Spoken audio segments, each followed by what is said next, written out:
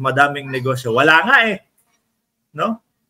Kayo kaya ang bumisita dito sa bahay, Justin. Ikaw talaga, ayain mo na si Congressman Busita. Oh. Sabi ni dating Senador Antonio Trillanes, it's now clear to everyone, tinegi lang ni Duterte ang kompetisyon. Kumbaga, tinalo daw muna. Pinatapos yung mga kompetensya. Tapos, inilagay niya si Michael Yang and the others daw po, mga kababayan. Ako po, yan ang sinasabi natin, mga bossing. Kung sakali na totoo to, pinapatawag naman po sila at meron naman pong kaso na inihain ang dating senador. Di ba, Arlene, kayo manggi? Oh. Ipakita ang paa. Wag mong papakita yung paa mo kasi yung vlogger doon sa kabila baka maglaway. Di ba?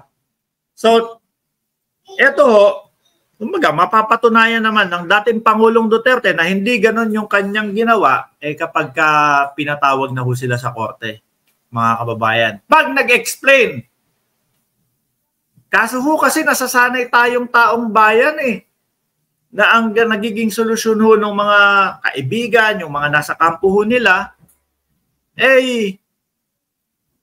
magtago. Mga bossing. Nasasanay ho tayong taong bayan. Ako, kapag dumating na sa korte yung mga yan, wala na yan. Tatago na yan. Hindi na magpapakita yan. Wala na. Biglang nawala na. Di ho ba? No. Saan ko, ano tawag dito? Posible kaya na mapatunayan ng dating Senador Trillanes itong mga ito? Biruin nyo si Michael Yang in-appoint ng dating Pangulong Duterte bilang advisor din po. Chinese yun, di ba? Si Michael Yang. Sabi ni Mario Peralta, sabi ni Sir Mario Peralta, great analysis, great job. That's what the Dutertes did to eliminate competition. They are droga kingpin. Magaling sa negosyo pagdating sa negosyong yan. Watching from Kenosha, Wisconsin, USA. Yan. Salamat po, Sir Mario Peralta from Wisconsin. Grabe, ano? Kumbaga, ang buong akala natin, yung Oplan Tokhang, talagang uubos ng ng mga bumabatak, uubos ng mga gumagamit. Sabi ng mga na-disgrasya nung panahon, yung mga magulang nung nabiktima, di umano, mga na-disgrasya nung Oplan Tokhang. Hindi naman droga na ubos Di ba? Yung buhay ng kamag-anak namin yung naubos Yun yung sinasabi ho nila, mga kababayan.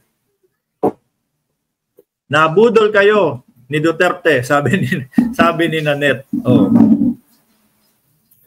Pero inyo 30,000 ang nategi ho. Sabihin mo na, let's say sabihin mo na gumagamit yung karamihan doon. Pero yun ho ba dapat ang kahinatnan o dapat bigyan ng pangalawang pagkakataon yung mga yon? Mga kababayan. Di ho ba? Siyempre ang bawat buhay may karapatan po yan, mga kababayan. Kung nagkamali man, bigyan ng pagkakataon, hindi yung bang, bang, bang, tegi. Tapos, wala na. Karamihan pa po yata mga menor de edad. Sabi ni El Pilipinas, and if you compare, mas madami ang droga nahuli sa 3 taon ni PBBM compare sa kay PBBM, kung hindi ako nagkakamali, parang ilan ba? 1,800 or something? Nalimutan ko na. 1,200. Hindi, 800 lang yata.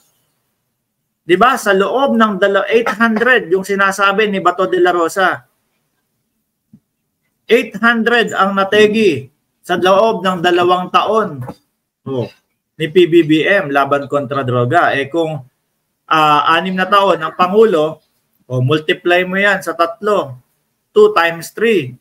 2,400 ang ending. Compare mo sa 30,000, mga kababayan. Dahil nga po, ayan, pumasok na tayo sa susunod nating topic. Dahil nga po, mga bossing, napakarami nung panahon ni dating Pangulong Duterte ang nategi, kaya naman po, dyan pumapasok ang International Criminal Court, mga kababayan. Kung matatandaan nyo po, di ba? Kung matatandaan nyo, mga kababayan, ano sabi ni dating Senador Trillanes? June, July, August. Ayan. No? Madami nagsabi, mga DDS, mga OTAP supporters. Nako, wala naman yan si Trillanes. Naniniwala kayo sa pinagsasasabi niyan. Ano ngayon? Merong mga papeles at dokumento. Nagre-react po sila, mga kababayan, dahil 5 PNP opisyal ang dawit, ang sabit. At ngayon, ano sabi ng Solicitor General Menardo Guevara? Iinom muna ako ng tubig. Napapaos ako dito eh. Lintik tong mga to, ang daming topic. Oy, Jordan, akala mo yata dito na ako nabubuhay, no? Anyway, ano po sabi ni Menardo Guevara, mga kababayan? Hindi namin pipigilang pumasok. Ano po? Yung pagkakasunod-sunod, napapansin nyo na ho, mga kababayan, yung madaming nagsasabi, si Trillanes, hindi dapat yan pinapakinggan. Hindi totoo mga sinasabi niya. No? Ngayon, nilabasan kayo ng mga dokumento, pati po si Attorney Cristina Conti, mga kababayan, no? Ng ICC, ano sinabi? Oo, nasa mga ganong buwan. Ano? Pero syempre, hindi naman sasabihin yung eksaktong petsa niyan. Baka ho kasi, mga kababayan, pag sinabi yung eksaktong petsa, baka ho hindi na ho natin sila makita. Baka yung maisog nila, hinto na agad. Yung mautog-utog nila. Di ba? Biglaan ho yan, mga kababayan. At eto nga po, papasok na yung huling buwan na sinabi ng dating senador na si Trillanes, mas dumadami na ho yung nakikita natin. No, napatunay na talagang papasok na po. Biruin mo, Solicitor General na nagsabi, ha? Solicitor General na po ang nagsabi, mga kababayan. Ano ba yung Solicitor General? Isa po sa yan po ang pinakamataas na lawyer sa Pilipinas. Kasi bakit? Pilipinas ang pinagtatanggol niyan, mga kababayan. 'Di ba? Ano sabi?